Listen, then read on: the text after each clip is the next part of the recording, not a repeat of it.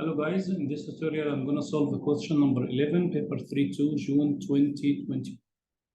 With respect to the origin O, the points A and B have position vectors given by OA. So the coordinates of A will be 2, -1, 0. But the position vector of OA, we can write it in terms of IJK, or you can write it as a column vector, 2, -1, and 0. And OB, the position vector of B given, same, show that OA is equal to OB. OA means the magnitude of the vector OA. Magnitude of any vector in general is a square root of x squared and y squared z squared. So the vector OA is square root of 2 squared, which is 4, 2 squared, and -1 squared. So the answer is √5. By the same way, the magnitude of the vector B, OB, is square root of 1 squared and 2 squared, which is 4. So the answer is √5. So from part A and B, from OA and OB, OA is equal to OB as a length. And use the scalar product to calculate the angle OAB. To get the angle AOB, you have to use the vector OA and the vector OB. Vector OA and vector OB. Cosine angle in between, cosine theta, is their dot product is OA dot OB over magnitude of A and magnitude of B. The dot product OA and OB, their dot product, which we already have square root. Dot product is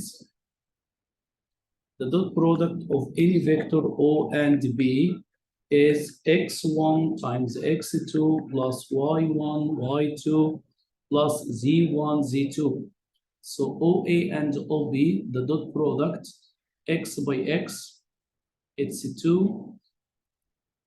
If I write the vector OA is 2 -1, 0, 2 -1, 0 times OB, which is 0, 1 -2, 0, 1 -2, divided by square root of 5 and square root of 5. So 2 times 0 is cosine theta is 2 times 0 is 0, -1 by 1 is -1, divided by 5. Because the dot product is negative, so the angle have to be obtuse angle. Don't forget this point. Shift to cosine, so the answer will be 101 and 101.5.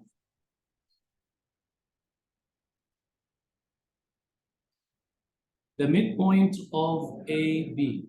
Let's start to show that we have a line and this line AB, this line AB, and we already have the coordinates of A and coordinates of B.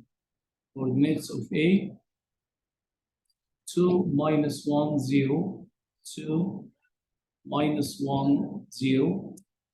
Coordinates of B, 0, 1, -2, 0, 1, -2, 0, 1, and -2. It's written the midpoint of ABM. Please find the M. First, M is a midpoint. To get the midpoint, whatever in 2D or 3D, it's x1 plus x2 divided by 2, y1 plus y2 divided by 2, z1 plus z2 divided by 2 to get the coordinates. So when we add 0, 0, and 2, divided by 2 will be 1. 1 -1 divided by 2, 0. -2, 0 divided by 2 is -1. This is the coordinates of M. The midpoint of AB is M. The point P on the line passing through OA. Let's say we have here point O, which is 0, 0, 0, and point M. Let's now join the line OM. The line passing through OM, P on this line, whatever the position of P, let's say this is the position of the point P, which lies on the line OM. Such that PA, the distance between PA, the distance between OA is root 721. Find the possible position vectors of P. Let's say we have a point P lies on the line. So you have to get the equation of the line, and you can find the point P. Where is P on the line in terms of T? Let's start now to get the equation of the line OM. The equation of the line is R equal A plus TB. So R is A position vector for a point on the line. I will use 0, 0, 0. T, the parametric of the line. B, we need direction. So I will use OM as a direction. Will be 1, 0, minus 1. So this equation of the line will be the position vector for the point P. First one is 0, will be T, 0, and minus T if you multiply T from each. Let's say now the position vector of P, which is named OP, is T, O0 minus T. This is the position vector of P. Now, it's written the distance between P and A. Let's start now to get PA as a distance or as a vector or as a magnitude.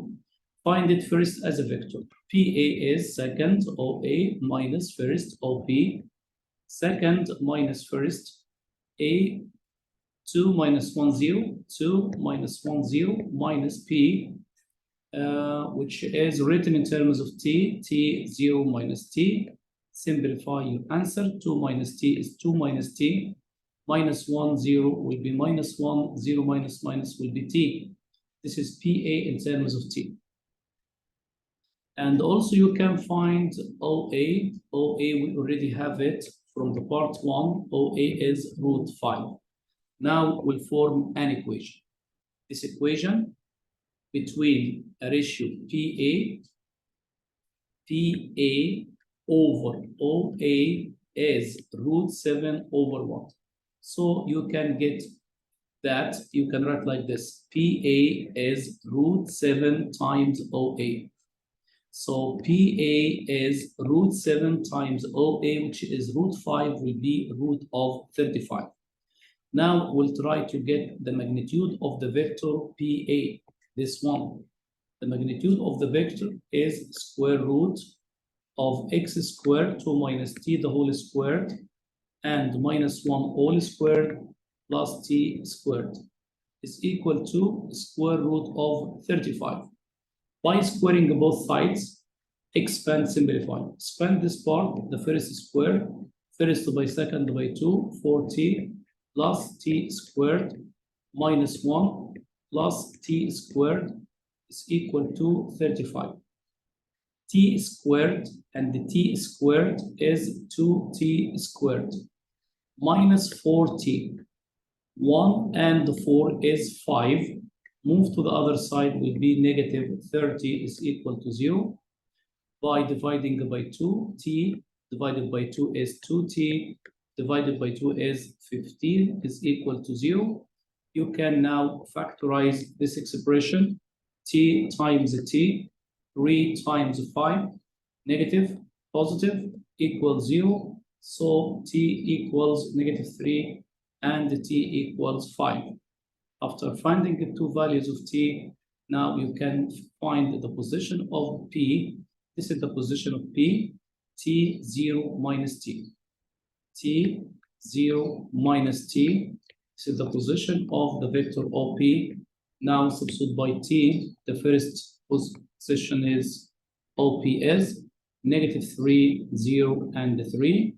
Or second position will be OP is substitute by 5 will be 5, 0, and minus 5. So the two possible values of P. Thank you.